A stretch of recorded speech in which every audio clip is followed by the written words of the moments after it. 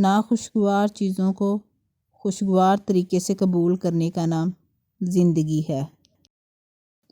اپنے رب کا شکر گزار ہونے کے لیے اگر کوئی وجہ درکار ہے تو اپنی چلتی ہوئی نفس پر ہاتھ رکھ لیں۔ کائنات کا پہلا گناہ نہ شرک تھا نہ کفر، پہلا گناہ تھا میں اس سے بہتر ہوں۔ ضمیر انسان کے اندر خدا کی بہت دھیمی مگر واضح آواز ہے۔ پرسکون زندگی کا راز، محدود تعلقات، محدود توقعات اور محدود خواہشات۔ اللہ فرماتا ہے تو کرتا وہ ہے جو تو چاہتا ہے، پر ہوتا وہ ہے جو میں چاہتا ہوں۔ تو وہ کر جو میں چاہتا ہوں، پھر ہوگا وہ جو تو چاہتا ہے۔ اگر جنت میں اپنی مرضی کی زندگی گزارنا چاہتے ہو تو اس دنیا میں رب کی مرضی کی زندگی گزارو۔ راستہ ایک ہی تھا، حضرت موسیٰ علیہ السلام گزر گئے اور فرعون ڈوب گیا۔ یقین راستے پر نہیں، اللہ پر کرو۔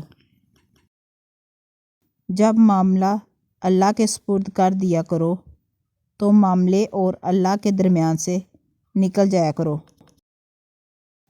جب موت کا وقت آ جاتا ہے تو ایک لمحے کی بھی مہلت نہیں ملتی۔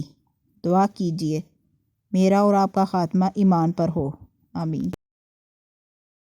جب اللہ تعالیٰ کسی بندے سے محبت فرماتے ہیں تو اسے نرم مزاج بنا دیتے ہیں۔ دعائیں رد نہیں ہوتی، بس بہترین وقت پر قبول ہوتی ہیں۔ توبہ کرتے رہا کرو، زندگی کب ختم ہو جائے کوئی نہیں جانتا۔ ایک دن ایسا آئے گا جب اعمال بولیں گے اور اللہ انصاف کرے گا۔ کسی کو خوشی دینا صدقہ ہے، مگر کسی کو دکھ دینا قرض ہے جو آپ کو ضرور واپس ملے گا، مگر کسی اور کے ہاتھوں۔ انسان چہرہ تو صاف رکھتا ہے جس پر لوگوں کی نظر ہوتی ہے، مگر دل کو صاف نہیں رکھتا جس پر اللہ کی نظر ہوتی ہے۔